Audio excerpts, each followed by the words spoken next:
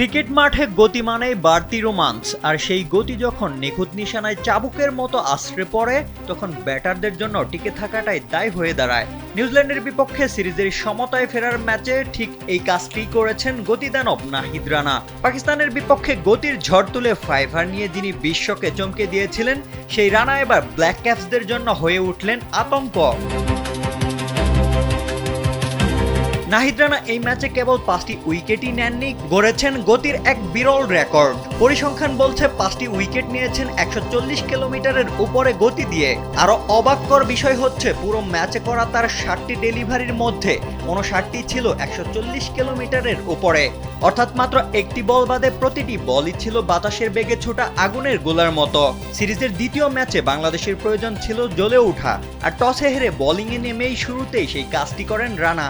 নিজের প্রথম স্পেলের প্রথম বলেই 140.7 কিলোমিটার পার আওয়ার বেগে হেনরি নিকোলসকে এলবিডব্লিউ এর ফাঁদে ফেলেন। কিছু বুঝে ওঠার আগেই নিউজিল্যান্ড শিবিরে প্রথম আঘাত হানেন তিনি। নিজের দ্বিতীয় ওভারের প্রথম বলেও ছিলেন সমান বিধ্বংসী। 146.1 কিলোমিটার গতির এক বুলেট ডেলিভারিতে উইল ইয়ংকে ফেরান সাজঘরে। এই ম্যাচে নাহিদ রানা কেবল গতির উপর নির্ভর করেননি, বরং বলকে দুই দিকেই সুইং করিয়ে ব্যাটারদের বিভ্রান্তিতে ফেলেছেন। গতির সাথে কখনো ইনসুইং আবার কখনো আউটসুইং এর মিশেলে নিউজিল্যান্ডের ব্যাটিং লাইন আপ ভেঙে দেন। একে একে Henry Nicholls, Will Young, Dean Foxcroft, Jayden Lennox, Mohammad আব্বাসদের ফিরিয়ে নিজের ক্যারিয়ারের দ্বিতীয় ফাইফার পূর্ণ করেন নাহিদ রানা।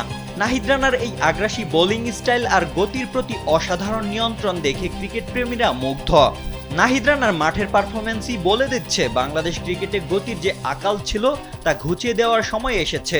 যদি এই ধারাবাহিকতা বজায় থাকে তবে ভবিষ্যতে মিচেল স্টার্ক কিংবা মিচেল জনসনের মতো কিংবদন্তি পেসারদের কাতারে তার নাম উচ্চারিত হওয়া কেবল সময়ের ব্যাপার। রোশন মনির, কালবেলা।